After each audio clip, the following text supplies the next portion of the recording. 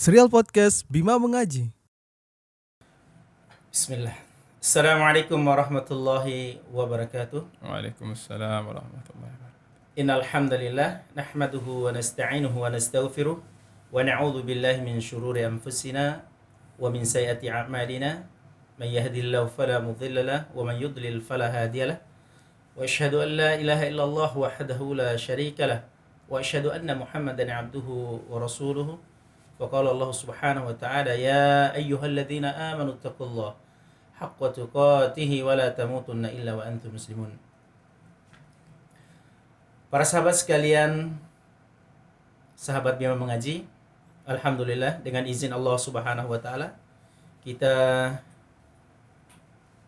kembali pada satu kegiatan, satu acara yaitu podcast Bima Mengaji.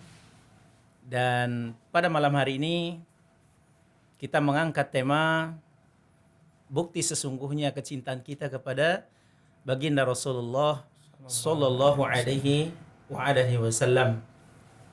Sebelum kita lanjut, kami sampaikan kepada sahabat Bima Mengaji untuk tidak lupa mensubscribe, like, kemudian tekan tombol lonceng, kemudian share agar kita semua bisa mengambil bagian pahala dari dakwah yang mulia ini. Dan pada malam hari ini kita sudah ditemani dengan Ustadz kita yang insya Allah tidak asing lagi bagi kita, selalu menghiasi layar daripada Bima Mengaji, yaitu Al-Ustadz Huzaifah LC. Sebelumnya kami sampaikan selamat datang kepada Al-Ustadz. Gimana kabar? Ahlan wa sahlan. Alhamdulillah Bapak Rizky. Alhamdulillah. Gimana kabar antum? Sehat? Alhamdulillah sehat. Salam minka ya Syekh. Masya Allah. Baik, terima kasih Ustadz. Kaitannya dengan tema kita, yaitu bukti kecintaan seorang muslim kepada Nabi yang mulia sallallahu alaihi wasallam. Kalau kita kembali kita lihat kepada sejarah, tentunya orang yang paling kuat, yang paling semangat kecintaannya kepada Nabi yang mulia sallallahu alaihi wasallam adalah para sahabat Nabi yang mulia sallallahu.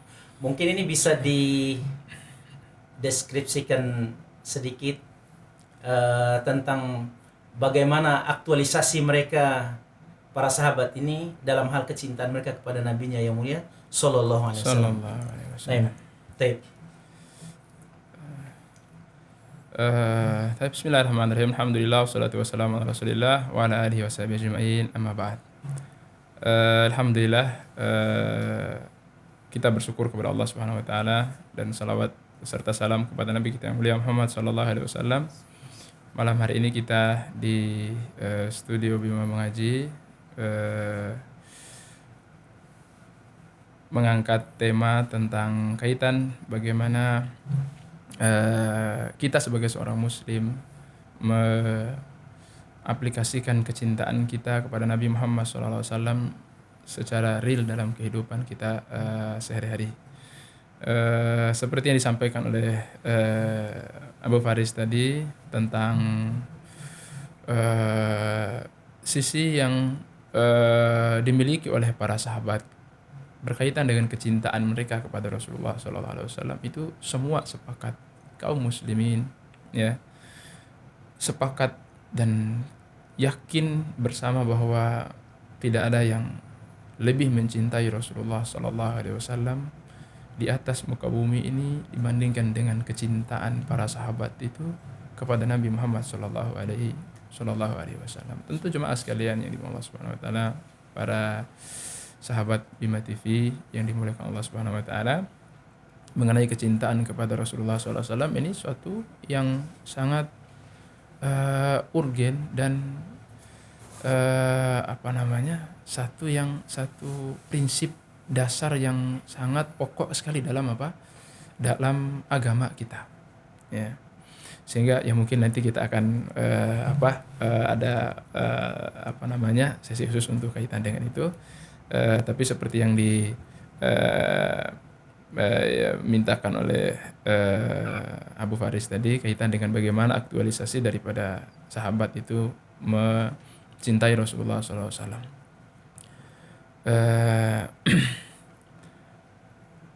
Pernah suatu ketika Umar bin Khattab radhiyallahu taala anhu mengungkapkan kecintaan itu kepada Rasulullah SAW. Umar bin Khattab radhiyallahu taala datang kepada Rasulullah SAW, kemudian mengungkapkan kecintaan begitu yang luar biasa kepada Rasulullah. Beliau mengatakan, ya Rasulullah, la anta ahabbu ilayya min kulli syai'in illa min nafsi. Wahai Rasulullah, engkau adalah orang yang paling aku cintai dari segala sesuatu yang ada di dunia ini kecuali dari diri saya sendiri. Artinya di sini Umar bin Khattab mencintai Rasulullah SAW di atas segala-galanya, bahkan dari lebih daripada keluarga beliau sendiri. Tapi Umar masih menyisakan satu yang beliau cintai, itu diri, dan itu lumrah saja sebagai manusia. Manusiawi, orang pasti mencintai dirinya sendiri. Tapi di sini Rasulullah SAW luar biasa memberikan pelajaran kepada Umar bin Khattab radhiyallahu taala anhu. Beliau mengatakan, la ya benar Khattab, hatta akuna ahabba ilaika hatta min nafsik, atau kama qala Nabi sallallahu alaihi wasallam. Tidak, wahai Umar, wahai Ibnu Khattab, tidak akan sempurna keimananmu sampai aku ini lebih engkau cintai, hatta sampai pada lebih daripada engkau mencintai dirimu sendiri. Itu luar biasa. Itu kadar kecintaan yang harus ada dalam hati setiap orang muslim terhadap Nabi Muhammad SAW. Dan itu sudah dibuktikan oleh para sahabat. Dan itu sudah dibuktikan oleh para sahabat. Dengan apa? Dengan harta mereka, dengan perjuangan mereka mendampingi Rasulullah SAW dalam beliau berdakwah, dalam pahit manisnya kehidupan Rasulullah SAW sejak beliau diangkat menjadi nabi sampai wafatnya Rasulullah SAW, bahkan sampai setelah meninggalnya Rasulullah Sallallahu Alaihi Wasallam. Cerita yang sangat panjang sekali kalau kita baca dalam sejarah itu bagaimana aktualisasi kecintaan mereka kepada Rasulullah SAW. Tapi itu hanya sekelumit cerita nanti tentang Ibnu Umar bin Khattab radhiyallahu taala anhu. Tentang kecintaan para sahabat itu kepada Rasulullah Sallallahu Alaihi Wasallam. Masya Allah. Jadi intinya itu Ustaz, kalau kita bandingkan dengan kecintaan orang-orang yang datang belakangan, itu artinya tidak seberapa jika dibandingkan dan dengan tidak bisa kita bandingkan. Bisa ada seorang syair itu mengatakan, la ta'ridun nabi dzikrina ma dzikrihim laisa sahih idza masyakal muqadi. Dia mengatakan apa? La ta'ridun nabi dzikrina ma dzikrihim, jangan engkau bandingkan kita dengan mereka itu. Mereka itu para sahabat. Jangan engkau bandingkan kita dengan mereka. Laisa sahih idza masyakal muqadi. Enggak sama orang yang sehat apabila berjalan dengan orang yang sakit. Kita ini ibarat orang yang sakit dibandingkan dengan orang yang sehat yang berjalan, itu berbeda jauh, tidak bisa dibandingkan. Mereka adalah orang-orang yang para sahabat itu yang sudah disebutkan di dalam Al-Qur'an, jelas Allah Subhanahu wa taala menjadi saksi atas kejujuran, kecintaan mereka terhadap agama ini, terhadap Allah dan terhadap Rasulullah sallallahu alaihi wasallam. Cukuplah Allah menjadi saksi mereka atas kecintaan mereka terhadap Rasulullah sallallahu alaihi wasallam. Allah Subhanahu wa taala berfirman, lil fuqara'il muhajirin alladziina ukhriju min diyarihim wa amwalihim yabtaguna fadlan min Allahi wa ridwana wa yansuruna Allah wa rasulahu ulaika humus shadiqun. Dan orang-orang fakir, lil fuqara'il muhajirin alladziina ukhriju min diyarihim, orang-orang fakir dari kalangan muhajirin yang mereka diusir untuk keluar dari kampung mereka, diusir dari kota Makkah. Itu bukti besar kecintaan mereka kepada Rasulullah SAW, meninggalkan kota kelahiran mereka. Bahkan sampai, mungkin kaitan dengan juga poin yang ditanyakan tadi awal, Suhaib Ar-Rumi radhiyallahu ta'ala anhu, saudagar kaya yang berasal dari Roma, kemudian pindah ke Makkah itu kan. Sampai dari nol dia membangun usahanya di Mekah sampai menjadi orang yang sangat kaya raya di Mekah. Ketika beliau hijrah, ditahan oleh orang-orang Mekah. Anda sudah sukses di negeri kami, kemudian engkau ingin menjadi Muhammad, ingin hijrah bersama dia, kamu tidak boleh keluar dari Suhaib Ar-Rumi menawarkan, maukah kalian aku berikan seluruh hartaku dengan kalian mengizinkan saya untuk hijrah mengikuti Muhammad di kota Madinah. Ya, orang-orang kufar Quraisy yang memang orientasi mereka kepada harta, mereka terima saja. Maka Suhaib menunjukkan di sini letak harta saya. Beliau hijrah dengan pakaian melekat di badan saya. Di luar biasa kata Allah Subhanahu wa taala. Orang-orang muhajirin yang diusir dari kaumnya, kemudian apa? Ia betaguna fadlan minallahi wa ridha. Mereka adalah orang-orang yang menginginkan keutamaan dan keridhaan Allah Subhanahu wa taala. Itu persaksian dari Allah Subhanahu wa taala bahwa Allah melihat hati mereka, bahwa tidak ada dalam hati mereka itu kecuali apa? Ingin karunia Allah, bahkan Allah mengatakan wa yansurunallaha wa rasulah. Mereka menolong agama Allah, menolong Rasulullah sallallahu alaihi wasallam. Ulaika humus shadiqun. Mereka adalah orang-orang yang jujur. Masya Allah. Jujur dalam apa? Jujur dalam keimanan mereka, kecintaan mereka terhadap Rasulullah sallallahu alaihi wasallam. Baik, Masya Allah. Jadi para sahabat ini benar-benar mencintai nabinya yang mulia SAW, bukan hanya sekedar ucapan, Ustaz ya. Artinya benar. dalam bentuk praktek perbuatan mereka, Ustaz ya. Subhanallah. Baik, tentunya ini adalah kecintaan yang luar biasa kepada Nabi sallallahu alaihi wasallam. Kemudian Ustaz, kalau kita melihat beberapa kelompok dari kelompok Islam, mereka menyatakan diri mereka cinta kepada Nabi sallallahu alaihi wasallam. Semua kaum muslimin bahkan pasti mengatakan perkataan yang sama, Abu Faris. Nah, itu yang kita dengar, itu yang kita perhatikan. Tentu yang menjadi ucapan, tentu yang menjadi perkataan ini dibuktikan dengan amal dan perbuatan ini. Amal idealnya memang harus seperti itu. Iya. Nah, sekarang kalau kita ingin sampaikan, ingin tanyakan kepada Ustadz bahwa ada ritual-ritual yang memang mereka ingin menyatakan kecintaan mereka kepada Nabi Sallallahu Alaihi Wasallam. Akan tetapi ritual-ritual tersebut, kalau kita lihat, kalau kita tinjau, mungkin sedikit keluar dari rambu-rambu, sedikit mungkin keluar dari apa yang sesungguhnya. Kira-kira ini Ustadz, bagaimana Ustadz melihat tentang bagaimana ritual-ritual ini yang sesungguhnya kecintaan itu tidak sejalan dengan apa yang menjadi praktik di lapangan. Kira-kira Ustadz melihatnya bagaimana ini? Seperti yang kita sampaikan tadi bahwa ketika kaitan dengan kecintaan kepada Rasulullah SAW, kita sudah yakin bersama bahwa itu hal yang sangat prinsip, yang idealnya yang harus dimiliki oleh setiap orang Muslim. Tapi kaitan dengan itu ya tentu mengenai kecintaan kepada Rasulullah SAW, ya seperti antum bilang tadi, ya tidak cukup dengan kita mengucapkan dengan lisan kita saja saya cinta dengan Rasulullah, saya cinta dengan sahabat dan seterusnya, ya. Tapi lebih daripada itu adalah kita harus membuktikan dengan bukti nyata, baik dalam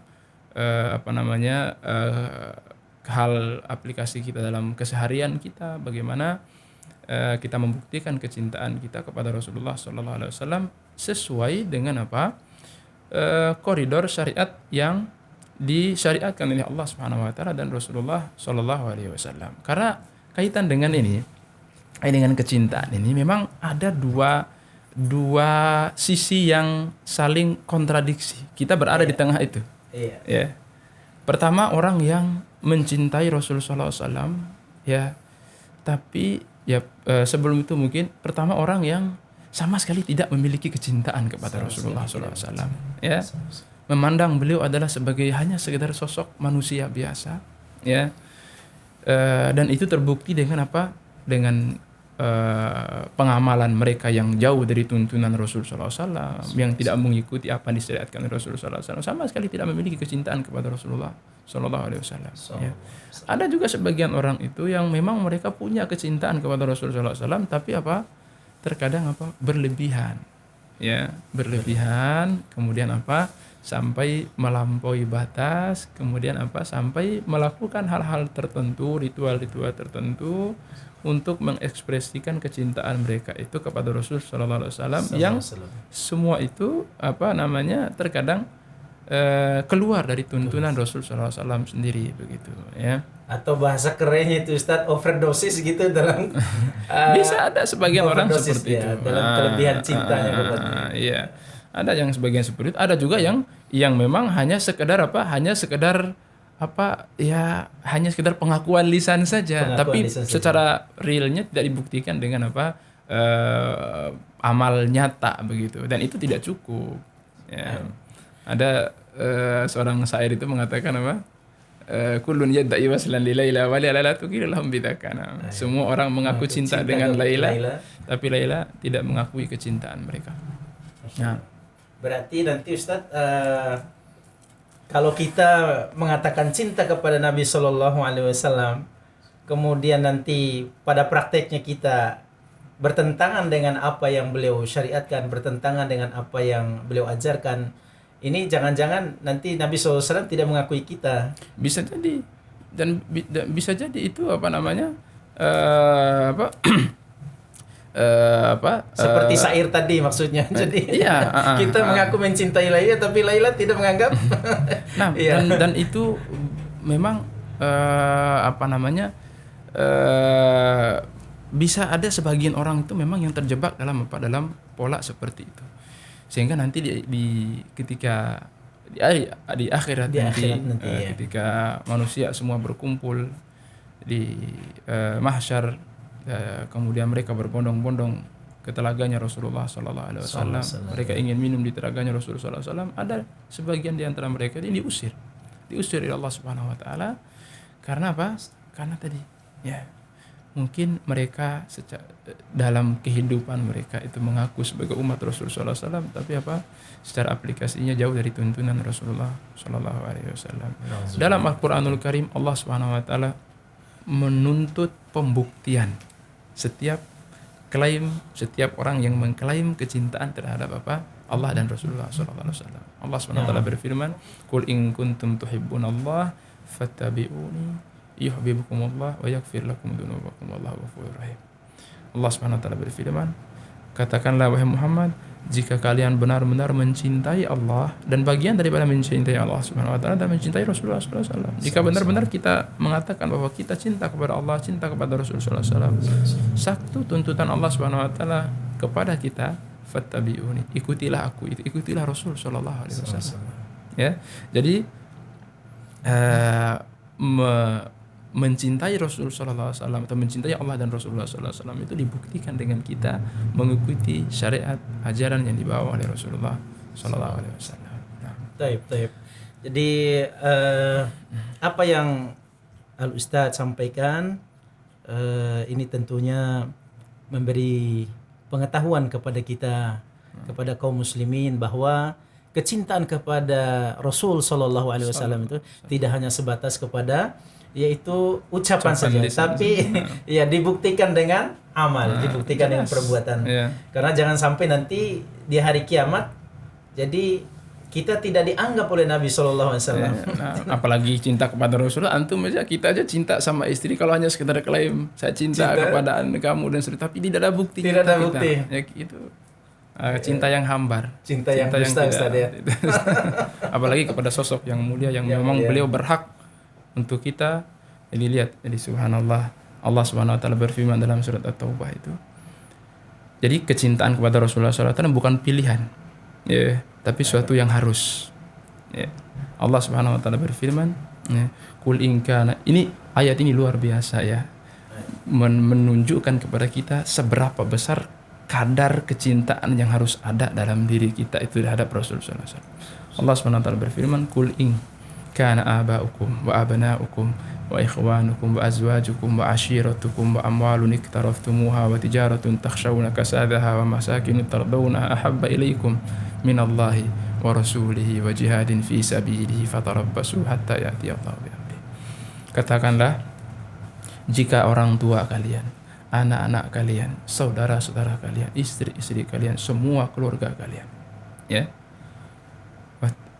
wa amwalun iktaraftumuha, dan harta-harta yang kalian usahakan, wa tijaratun takhshawna kasadaha, dan perniagaan yang kalian takut rugi dari perniagaan tersebut, ya. Wa masakinu tardawna, dan rumah-rumah. Jadi Allah SWT menyebutkan semua yang dimiliki oleh manusia yang secara fitrah mereka cintai. Dari keluarga, tidak ada sepotong manusia pun yang tidak cinta dengan keluarga. Hatta mohon maaf mungkin hewan pun akan cinta dengan keluarga mereka, ya. Tidak ada sepotong manusia pun yang tidak cinta dengan harta, cinta dengan apa. Semua itu fitrah manusia. Tapi kecintaan kita terhadap semua itu tidak boleh mengalahkan kecintaan kita kepada Allah dan Rasulnya. Apabila semua itu kata Allah Subhanahu Wa Taala, lebih kalian cintai dari Allah, lebih kalian cintai dari Rasulnya, ya. Artinya kita menempatkan posisi kecintaan kita lebih daripada apa? Ya, kecintaan kita kepada Allah dan Rasulnya, ya. Dan kecintaan kita dalam apa? Berjihad, berjuang di jalan Allah Subhanahu Wa Taala, maka tunggulah ancaman yang begitu keras dari Allah Subhanahu Wa Taala. Tunggulah adab Allah Subhanahu Wa Taala. Sampai Allah SWT akan mendatangkan adabnya kepada kalian. Itu cinta kita bukan pilihan, seperti sosok manusia yang lain. Oh, Anda boleh cinta atau tidak dengan dia, itu pilihan. Iya. Tapi Rasul SAW mutlak, tidak boleh ada sebuah kepastian. Harus ya. Tidak boleh ada pilihan. Tapi itu mutlak. Konsekuensi keimanan kita kepada Rasulullah SAW. Nah, Taib Ustaz. Kemudian tentu mungkin Ustadz bisa menyebutkan bagaimana tanda-tanda secara detail, secara spesifik begitu, tanda-tanda kecintaan kita kepada Nabi SAW, tanda-tanda atau ciri daripada orang-orang yang memang dia cinta kepada nabinya yang mulia SAW, seperti di dalam praktek-praktek ibadahnya, ya, praktek-praktek muamalahnya. Ini kan upaya bagaimana seseorang itu bisa disebut bahwa memang dia adalah orang yang cinta. Bisa membuktikan kejujuran dan kecintaan dia kepada Rasulullah SAW. Jadi sebagiannya sudah kita sebutkan tadi di apa yang kita sampaikan di awal tadi, bahwa yang mutlak, ya, bukti kecintaan kita kepada Rasulullah SAW yang sangat mutlak sekali menjadi rukun iman kita adalah kita beriman kepada Rasulullah SAW, yang maknanya adalah kita meyakini bahwa beliau adalah apa? Hamba dan utusan Allah Subhanahu Wa Taala. Itu mutlak. Ya, Abu Thalib orang paling cinta kepada Rasulullah SAW. Ya, orang paling cinta dengan Rasulullah SAW. Tapi beliau tidak mengikutkan kecintaan itu dengan beriman dengan Rasulullah SAW, maka sia-sia kecintaan. Tidak bermakna. Ya, tidak bermakna. Ya. Sehingga konsekuensi pertama sekali yang sangat mendasar sekali untuk pembuktian kecintaan kita kepada Rasulullah SAW, kita beriman. Ya, beriman bahwa Rasulullah SAW adalah utusan Allah Subhanahu Wa Taala, Nabi terakhir yang diutus oleh Allah Subhanahu Wa Taala untuk semua alam semesta ini. Kemudian yang kedua, seperti yang ada dalam surat Ali Imran tadi, adalah kita apa? Tidak hanya cukup beriman dengan Rasulullah SAW, tapi apa? Kita harus buktikan keimanan tersebut dengan bukti nyata, dengan kita mengikuti, ya, mengikuti semua, ya, apa yang diajarkan oleh Rasulullah Shallallahu Alaihi Wasallam. Kalau itu wajib kita kerjakan, kalau itu haram kita tinggalkan, kalau itu sunnah sebisa mungkin kita menjalankan itu. Ya, itu. Kemudian yang selanjutnya kita singkat saja Mas Arif, ya. Yang ketiga adalah kita harus tunduk terhadap segala keputusan atau syariat yang dibawa oleh Rasulullah SAW. Ya, itu mutlak. Ya, Allah Subhanahu Wa Taala berfirman, فَوَرَبِّكَ لَا يُؤْمِنُونَ حَتَّى يُحَكِّمُوكَ فِيمَا شَجَرَ بَيْنَهُمْ ثُمَّ لَا يَجِدُوا فِي أَنفُسِهِمْ حَرَجًا مِمَّا قَضَيْتَ وَيُسَلِّمُوا تَسْلِيمًا. Itu konsekuensi yang sangat besar sekali, ya.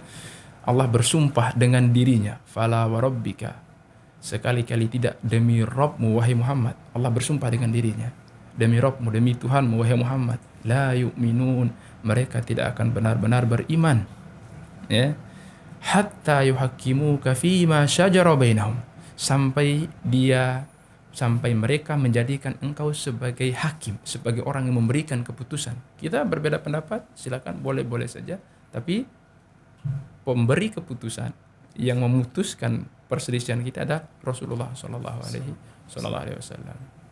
Kemudian setelah itu apa? Tsumma la yajidu fi anfusihim haraj. Kemudian apa? Setelah itu mereka tidak mendapatkan kesempitan dada mereka, sempit dada terhadap apa yang kau putuskan kepada mereka wahai Muhammad. Wa yusallimu taslima, dan mereka istislam, terima dengan penuh penuh ketundukan dan lapang dada semua keputusan Rasulullah SAW. Ya. Sebesar apapun kita mengklaim cinta kepada Rasulullah SAW, tapi kalau kita tidak tunduk, bahkan menentang ya syariat yang dibawa oleh Rasulullah SAW, entah secara langsung maupun tidak langsung, baik secara perkataan maupun secara amaliyah kita menentang, tidak mau menerima apa yang dibawa oleh Rasulullah SAW, maka itu tidak sesuai dengan apa yang menjadi konsekuensi ucapan kita. Harus kita tunduk, ya. Artinya ucapan itu Ustaz tidak sejalan dengan tidak konkret sesuai dengan apa yang kita ucapkan. Kemudian di antaranya juga kita berkorban, ya. Berkorban untuk Untuk Rasulullah SAW. Seperti para sahabat yang telah membuktikan kecintaan mereka dengan berkorban. Berkorban dengan apa? Dengan jiwa mereka, berkorban dengan harta mereka, sampai darah mereka korbankan untuk Rasulullah SAW. Ini kan Ustadz, kita tidak hidup bersama Nabi SAW. Kalau para sahabat Nabi SAW mereka hidup bersama Nabi, tentu mereka langsung secara nyata mereka korbankan harta-harta mereka untuk Rasul. Mereka datang, ini Rasul, ini onta. Kemudian, ya. Tapi kalau di saat sekarang kita tidak hidup bersama Nabi SAW, ini konkretnya kita mendermakan, menginfakkan harta. Jelas. Kita mungkin secara zaman tidak seperti para sahabat yang mereka hidup langsung dengan Rasulullah SAW, bisa langsung memberikan harta mereka kepada Rasulullah SAW, seperti Abu Bakar, Umar, Utsman. Abu Bakar datang dengan membawa semua hartanya. Umar sebelumnya membawa separuh hartanya. Utsman bin Affan miliaran ketika di perang Tabuk itu beliau berinfak kuda yang siap dengan segala peralatan. Luar biasa, kalau kita cerita luar biasa panjang lebar ya. Tapi kita ya jadi berkorban untuk agama Rasulullah SAW tidak sebatas di masa hidupnya Rasulullah SAW. Bahkan setelah itu pun kita Allah berikan peluang. Allah berniaga dengan kita dalam ayat Al-Qur'anul Karim, innallaha ashtara minal mu'minina ya bi amwalihim wa anfusihim lahumul jannah. Allah membeli ya dari orang-orang yang berniaga dengan orang beriman ini, dengan harta mereka, dengan jiwa mereka, Allah bayar dengan surga Allah.